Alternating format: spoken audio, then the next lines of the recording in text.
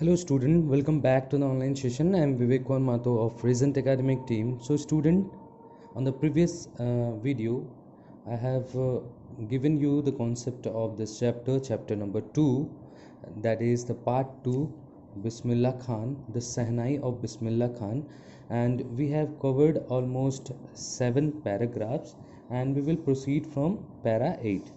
तो हम लोगों ने क्या देखा था, हम लोगों ने ये पढ़ा कि बिस्मिल्लाह खान जो थे वो कैसे इतने बड़े बने, कैसे बचपन से ही उनको बजाने का शहनाई बजाने का जो है वो शौक़ रहा उनके परिवार में, उनके नानी घर में और हर जगह पे वो म्यूज़िकल कंपनी मिलता था उन्हें। वो हमेशा जो है वो सीखने में आतुर थे और कैसे जो है वो 5 साल की उम्र में ही वो एक राजा जो है उनको गिफ्ट के तौर पे 1.2 केजी की एक बड़ा सा लड्डू फिर उन्हें मिलता है। फिर वो कैसे और ज़्यादा वो एक्सपर्ट हो जाते हैं उस म्यूज़िक को सीखते सीखते। फिर हम लोगों ने ये भी देखा कि 15 अगस्त 1947 में वो पहली बार जो है ग्रीट करते हैं, हमारे राष्ट्र को संबोधित करते हैं अपने शहनाई से, राग काफ़ी गाते हुए रेड फोर्ट पे, जो कि पंडित जवाहरलाल नेहरू वहाँ पे मौजूद होते हैं। फिर हम लोग आगे हम लोग पढ़ेंगे इसको।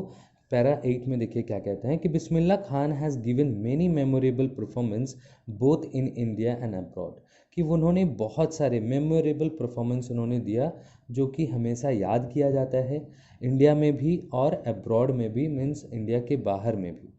His first trip abroad was to Afghanistan, where King Zahir Shah was so taken in by the maestro that he gifted him priceless Persian carpet and other sovereigns.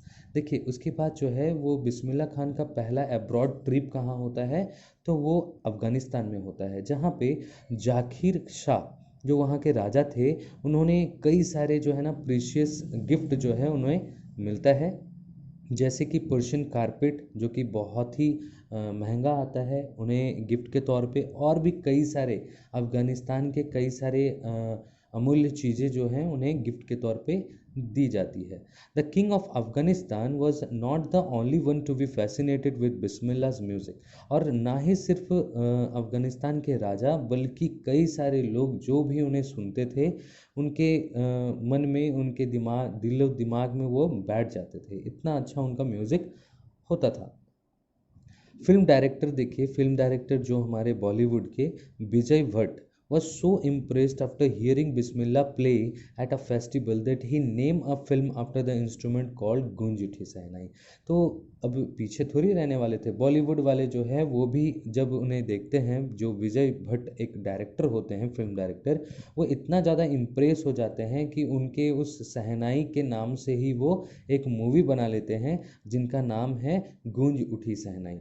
और ये मूवी जो है ये जेड बस्टर रहा, blockbuster से भी ज़्यादा, मतलब बहुत ही ज़्यादा ये प्रख्यात हुआ। सारे लोग उस मूवी को बहुत ही पसंद किए and film was a hit, और वो फिल्म जो है वो हिट हो गया। And one of the Bismillah's composition, और बिस्मिल्लाह का एक कंपोजिशन, एक गाना उन्होंने जो बनाया जिनका बोल था दिल का खिलौना है टूट गया, ये गाना उन्होंने बनाया, दिल का खिलौना है टूट गया, तो turn out to be a nationwide child buster. और ये पूरा राष्ट्र भर में ये पूरा चाइल्ड बस्टर मीन्स एकदम ब्लॉकबस्टर से भी ज़्यादा ये हो गया, मतलब बहुत ही ज़्यादा ये फेमस हो गया ये song. Despite this huge success in the celluloid world, Bismillah Khan ventures in film music was limited in to Vijay Bhatt's Goonj Uthi Shehnai and Vikram Srinivasan Kannada venture Sanaadi Appanna. देखिए ये इतना ज़्यादा ये ब्लॉकबस्टर हुआ, ह्यूज सक्सेस हुआ इस वर्ल्ड में, इस बॉलीवुड, इस फिल्म इंडस्ट्रीज़ में, लेकिन वो बहुत सारे मूवीज़ में वो नहीं गाए, कुछ ही लिमिटेड 2 ही ऐसे फिल्म में उन्होंने काम किया। एक तो विजय भट्ट की गूंज उठी शहनाई, और विक्रम श्रीनिवासन का जो कि कन्नाडा मूवी, साउथ की मूवी थी, सनाधि अपर्णा, उन्होंने इन दोनों मूवीज़ में काम किया। और तभी उन्होंने ये कहा कि I just can't come to term with an artificiality and glamour of the film world, क्योंकि इस मूवीज़ में ये कहे, बहुत ही ज़ोर देते हुए इन सारी बातों को वो कहे कि ये जो बॉलीवुड मूवी है ये आर्टिफिशियलिटी को दिखाता है, रियलिस्टिक नहीं होता है, फिक्शन चीज़ें होती हैं और इन सारे ग्लैमरस वर्ल्ड में उन्हें नहीं जचता था। इस वजह से क्या किए वो, इन सारी मूवीज़ में काम करना उतना पसंद नहीं किया उन्होंने। Awards and recognisation came thick and fast. देखिए बिस्मिल्लाह खान के लिए अवार्ड्स जो है वो बहुत ही ज़्यादा, उन्हें जहाँ भी वो जाते थे अवार्ड्स मिलता था और वो बहुत ही ज़्यादा उन्हें मात्रा में मिली और बहुत ही जल्द उन्हें मिलता रहा। कई सारे अवार्ड्स उन्होंने हासिल की। तो Bismillah Khan became the first Indian to be invited to perform at the prestigious Lincoln Central Hall in the United States of America. और देखिए बिस्मिल्लाह खान जो है ये पहली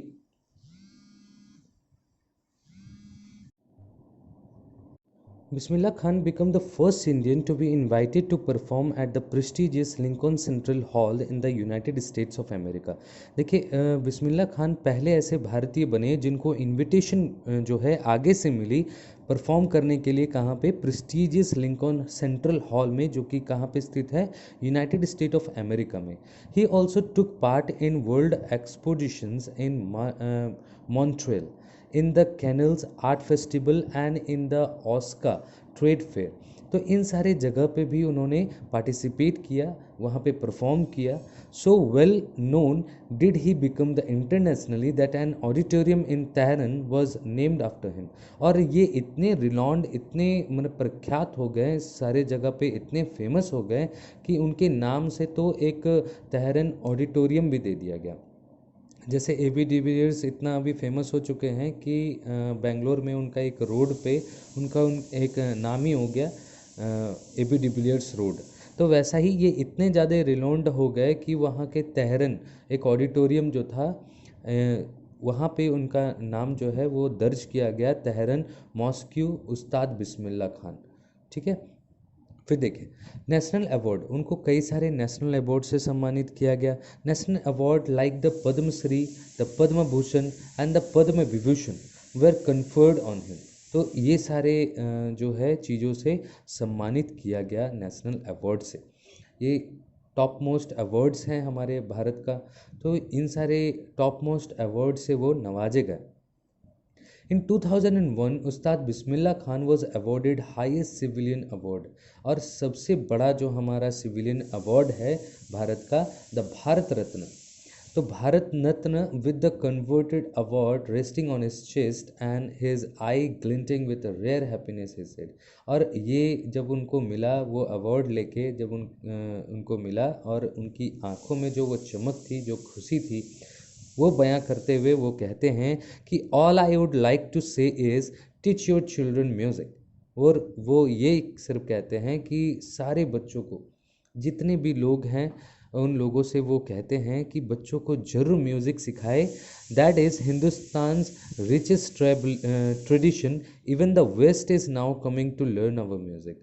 कि हिंदुस्तान में जो इतना रिचेस्ट ट्रेडिशन है हमारा म्यूज़िक का, इतना भरा खजाना भरा पड़ा है कि हमारे लोग मीन्स हमारे म्यूज़िक को सीखने के लिए भी बाहर के लोग आते हैं इसे सीखने के लिए। तो ये एक बहुत ही बड़ा एक जो था ना कॉम्प्लीमेंट उन्होंने दिया, एक बात उन्होंने कही कि सारे लोगों को, सारे इंडियंस को उन्होंने ये कह के कि हमारे जो ट्रेडिशन है ये कभी खोए ना, और सारे लोगों को ये कहते हैं कि ये म्यूज़िक जो है ज़रूर सिखाए। तो in spite of having traveled all over the world, Khan Sahab, as he profoundly called, is accidentally found of Banaras and Dumron।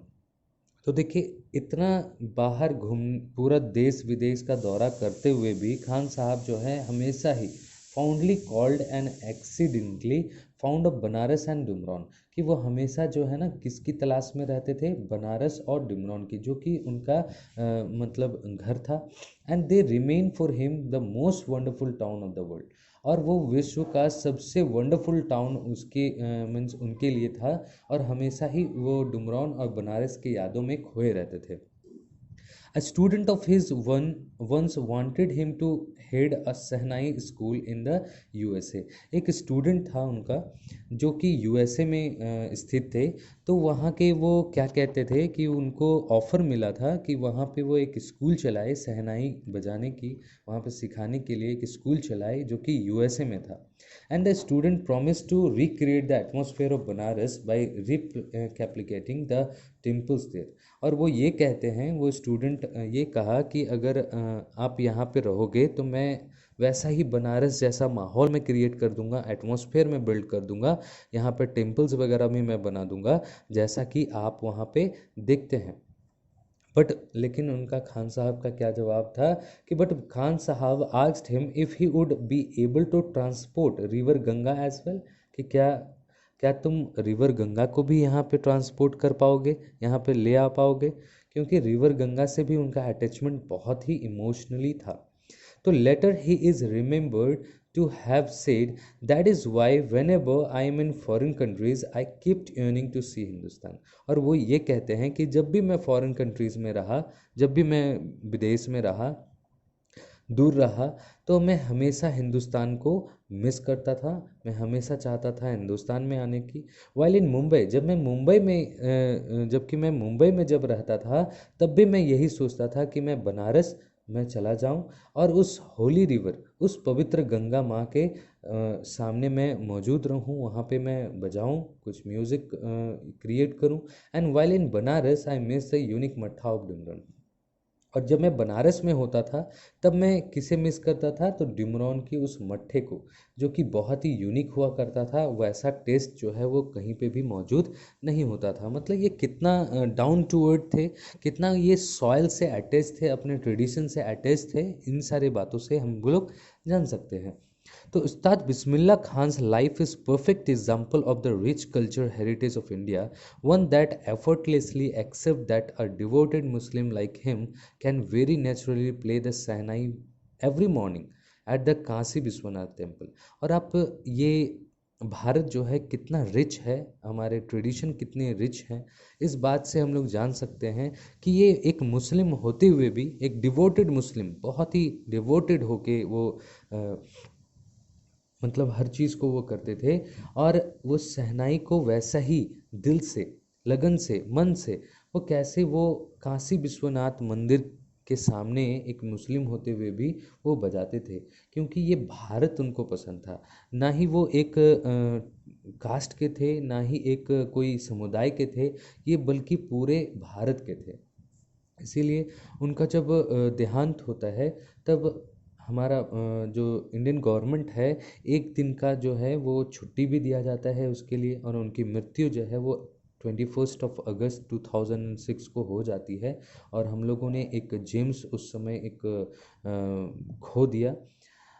तो हमारे इस चैप्टर से आप यही समझ सकते हैं, हमारा जो कल्चर है, हमारा जो धरोहर है, हमारा जो रिच कल्चर है, ट्रेडिशन है, ये बहुत ही महान है। इसे हम लोगों को लेना चाहिए। दिन ब दिन वो क्या होता जा रहा है, फेड होता जा रहा है। इसलिए वो यही कहे बिस्मिल्लाह खान की कि हमारे म्यूज़िक को कभी ख़त्म ना हो। वेस्टर्न लोग भी आके यहाँ पे सीख रहे होते हैं, तो हम लोगों को तो ज़रूर ही अडॉप्ट करना चाहिए। आई होप आपको समझ आया होगा। ये चैप्टर बहुत ही अच्छा है, ज़रूर पढ़ें इसे, एक बार रीडिंग करें, 2 बार रीडिंग करें। Okay, thank you.